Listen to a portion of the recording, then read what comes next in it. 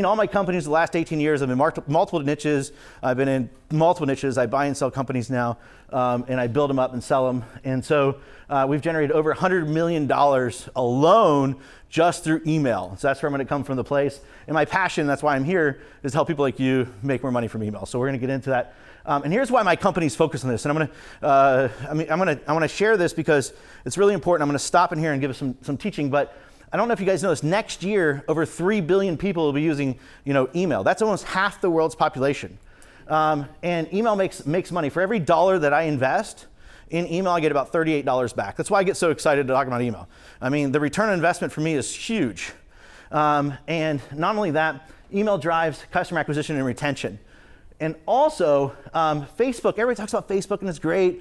And I'm going to tell you this: people go to Facebook to like things. People go to email to buy things. And realize email is transactional.